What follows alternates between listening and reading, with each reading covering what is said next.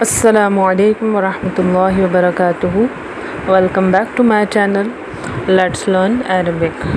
A'udhu billahi minash shaitanir rajim. Bismillahir rahmanir rahim. Rabbi shrah li sadri wa yassir li amri wahlul 'uqdatam min lisani yafqahu qawli. तो जैसा कि हमने अपना पिछला unit जो हमारा 7 यूनिट था उसके अंदर हमने अपना मुरक्कब वस्फ़ी को पूरा कवर किया था। उसको हमने एज अ प्रेडिकेट यूज़ करना सीखा था अपने सेंटेंसेस में। देन मैंने आपको ये बताया था पहले भी कि हम जो हैं हम फ्रेजेस पढ़ना है। फ्रेजेस का यूज़ सेंटेंसेस में हमें कैसे करना है, फ्रेजेस बनते कैसे हैं। तो हमने जो पढ़ा है अभी पढ़ा है एडजेक्टिवल फ्रेज़ पढ़ा है हमने, उसका यूजेस पढ़े हैं। ऐसे ही हमने अस्माउल इशारा के बारे में पढ़ा था। अब आज जो है आपका आज एक नया टॉपिक स्टार्ट हो रहा है जिसका नाम है जेनेटिव फ्रेज़ अल मुरक्कबुल इज़ाफ़ी।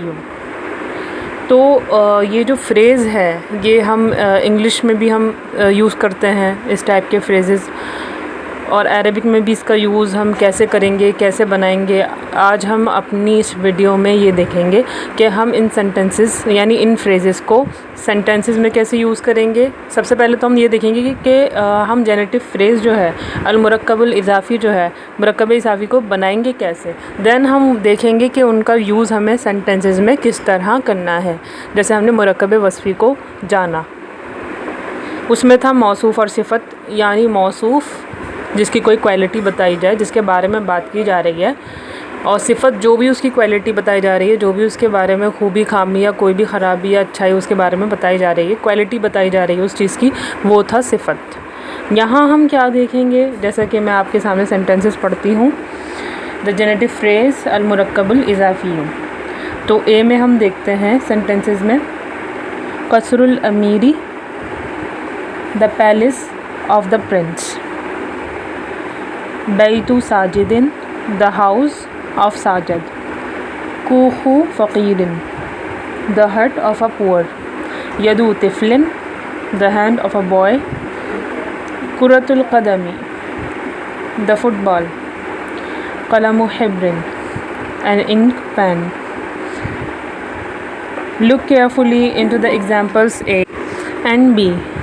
In all these 4 pairs of words, the first word is reported to be related with the following one. Thus, the palace is for the prince and the house is for Sajid, and so on and so forth. तो यहाँ आपको clear हुआ होगा जब मैंने sentences पढ़े कसरुल अमीरी बैतु साजिदिन, तो यहाँ आप देख रहे होंगे कि रिलेशन है आपस में। जो नाउन्स हम यूज़ कर रहे हैं अपने सेंटेंस में, अपने सेंटेंसेस में जो नाउन्स हम यूज़ कर रहे हैं उनका आपस में कनेक्शन है, रिलेशन है।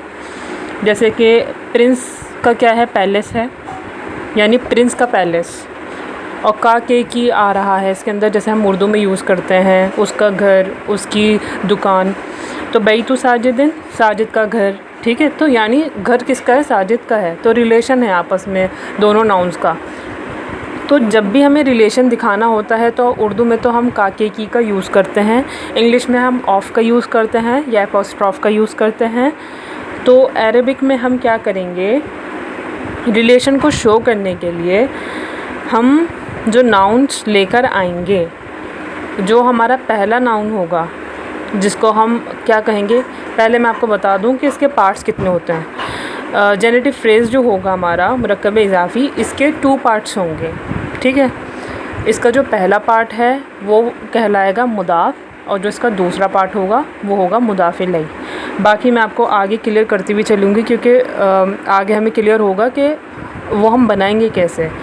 तो इसमें हम देखेंगे कि हम अपना मुदाफ़ और मुदाफ़ इलैह दोनों को हम कैसे, मतलब क्या क्या कंडीशंस होंगी दोनों में जो हम यूज़ करेंगे, हम ये सब देखेंगे इसके अंदर। A combination of 2 words in which first word is made related to the following one is called al murakabul idafiyu genitive phrase in Arabic. मैंने आपको बताया कि 2 वर्ड्स का कम्बिनेशन यानी 2 नाउन्स का ऐसा रिलेशन हमें शो करना है फ्रेज़ के अंदर जिसमें क्या हो, एक का रिलेशन दूसरे से हो। तो वहाँ हम क्या करेंगे, जब ऐसा कोई फ्रेज़ हमें बनाना हो तो उसके अंदर हम मुरक्कब इज़ाफ़ी का इस्तेमाल करेंगे। ऐसे फ्रेज़ेस को हम मुरक्कब इज़ाफ़ी कहते हैं, जिनमें हम एक चीज़ का कनेक्शन दूसरी चीज़ से दिखाते हैं।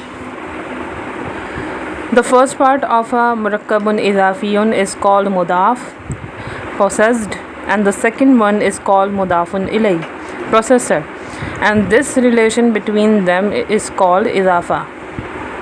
जैसा कि मैंने आपको शुरू में बताया कि जो ये फ्रेज़ है मुरक्कब इज़ाफ़ी या जिसे हम जेनेटिव फ्रेज़ कहते हैं, उसके दो पार्ट्स होते हैं। पहला कहलाता है मुदाफ़, जिसे हम पोसेस्ड कहते हैं इंग्लिश में, और दूसरा कहलाता है मुदाफ़ इलैह, जिसे हम इंग्लिश में प्रोसेसर कहते हैं। और जो इन दोनों के बीच में जो रिलेशन होता है उसे हम इज़ाफ़त कहते हैं या इज़ाफ़ा कहते हैं कि इज़ाफ़त है। इन इंग्लिश अ मुरक्कबुन इज़ाफ़ी may be translated with of और एपोस्ट्रॉफ। एग्जाम्पल गिव कसरुल अमीरी the palace of the prince और द प्रिंस पैलेस। यदु तिफलिन the hand of a child और अ चाइल्ड्स हैंड। तो यहाँ आप देख सकते हैं इंग्लिश में हम रिलेशन को शो करने के लिए दो चीज़ों के बीच में हम ऑफ या एपोस्ट्रॉफ का यूज़ करते हैं। जैसा कि ट्रांसलेशन में आप देख सकते हैं, मैंने भी बताया। द फर्स्ट पार्ट ऑफ मुरक्कबुन इज़ाफ़ियुन दैट इज़ मुदाफ़ुन is never prefixed with the definite article अल नॉर इट कैरीज़ न्यूनेशन तनवीनन। अब ये बात हमें याद रखनी है कि जब हमें मुदाफ़ क्रिएट करना है, यानी हमें फ्रेज़ बनाना है जेनेटिव फ्रेज़, तो उसका मुदाफ़ हमें क्रिएट करने के लिए दो बातों का ख्याल रखना है कि हम जो लेकर आ रहे हैं अपना नाउन, वो हमारा अल के साथ नहीं आना चाहिए और ना उस पर तनवीन आएगी, सिंगल साइन आएगा, सिंगल हरकत आएगी, यानी सिंगल हरकत आएगी, उसके अंदर तनवीन नहीं आएगी और अल नहीं लगेगा। The second part of a मुरक्कबुन इज़ाफ़ियुन दैट इज़ मुदाफ़ुन इलैह मे बी गिवन तनवीनुन when indefinite और it may be prefixed with al। अब क्या है यहाँ पे, क्या है, मुदाफ़ इलैह के बारे में अगर हम बात करें तो यहाँ तनवीन भी आ सकती है, यहाँ अल भी लग सकता है नाउन के अंदर। यानी जो मुरक्कब इज़ाफ़ी का जो पहला पार्ट है उसके अंदर हम तनवीन और अल का इस्तेमाल नहीं कर सकते, और मुरक्कब इज़ाफ़ी का जो दूसरा पार्ट है जिसे हम मुदाफ़ इलैह बोल रहे हैं, उसके अंदर हम तनवीन भी ला सकते हैं और अल का इस्तेमाल भी कर सकते हैं। The मुज़ाफ़ुन इलैह is always used in the genitive case, which is generally indicated by applying kasra vowel sign on its last letter. Example give। अब मुज़ाफ़ इलैह जो है हमारा, उस पर हमेशा क्या होगा, जेनेटिव केस आएगा। जैसा कि हमने कसरुल अमीरी का हम रा देख रहे हैं, वहाँ पर ज़ेर है तो वहाँ कसरा लगा हुआ है, रेड से हाईलाइट किया गया है। यदु तिफलिन में जो लाम है हमारा, उसमें तनवीन जो है वो ज़ेर के साथ है, यानी कसरा लगा हुआ है, तो इसलिए क्या है, वो जेनेटिव केस में है हमारा मुदाफ़ इलैह। तो हमें क्या बात हमारी क्लियर हुई इस फ्रेज़ के ताल्लुक़ से कि मुदाफ़ जो होगा उसमें अल नहीं आएगा, उसमें तनवीन नहीं आएगी, जबकि मुदाफ़ इलैह जो होगा, सेकंड पार्ट जो होगा उसका फ्रेज़ का, उसमें तनवीन भी आ सकती है, अल भी आ सकता है, जैसा कि कसरुल अमीरी और यदु तिफलिन में आ रहा है। देन हमें पता लगा जो सेकंड पार्ट होगा फ्रेज़ का, यानी मुदाफ़ इलैह जो होगा वो क्या होगा, जेनेटिव केस में होगा, उस पर कसरा आएगा। While the case and vowel sign of मुदाफ़ुन इलैह in a मुरक्कबुन इज़ाफ़ियुन is decided, the मुदाफ़ is tentatively given dhamma। The actual vowel sign of मुदाफ़ुन is determined only when a मुरक्कबुन इज़ाफ़ियुन is used in a sentence। The vowel sign on मुदाफ़ुन will decide the position of the मुरक्कबुन इज़ाफ़ियुन as a whole in the sentence as मुब्तदा, ख़बर, file, doer और मफ़ूल B, object etcetera. अब क्या है कि अगर हमें लगाना हो, हमें ये तो हमें पता है कि टेंटेटिवली अगर हमें लगाना हो मुज़ाफ़ पे तो हम पेश लगाएंगे, लेकिन अगर हम अपना फ्रेज़ जो है, जेनेटिव फ्रेज़ जो है, सेंटेंस में लेकर आ रहे हैं तो मुदाफ़ की हरकत जो है वो पेश से ज़ेर भी हो सकती है, ज़बर भी हो सकती है।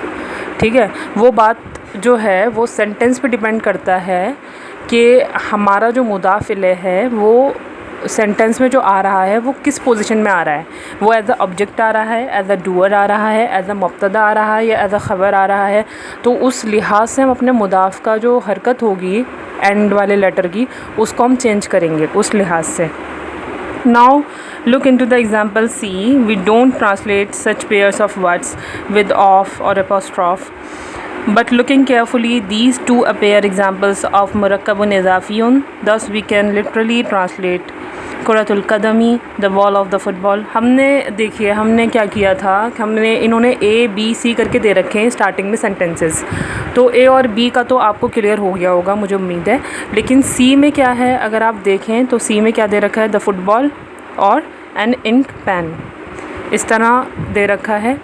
तो इसमें ये बता रहे हैं कि ये भी क्या है, मुरक्कब इजाफ़ी ही है, क्योंकि जो फुटबॉल है, ठीक है, उनका आपस में रिलेशन है, और इसी तरह कलम व हिब्रिन जो इंक पेन है उनका भी आपस में रिलेशन है, अ पेन ऑफ इंक। इसलिए हम क्या यूज़ कर रहे हैं, इसमें मुरक्कब इजाफ़ी का इस्तेमाल कर रहे हैं, मतलब मुरक्कब इजाफ़ी के तौर पर इस्तेमाल कर रहे हैं। We use tens of such murakkabun izafiyun in our daily conversation, but we hardly notice them. You will find some of these in the exercises too. तो क्या है, हम जो हैं हम बहुत ज़्यादा डेली रूटीन में भी बहुत ज़्यादा यूज़ करते हैं इन फ्रेजेस का।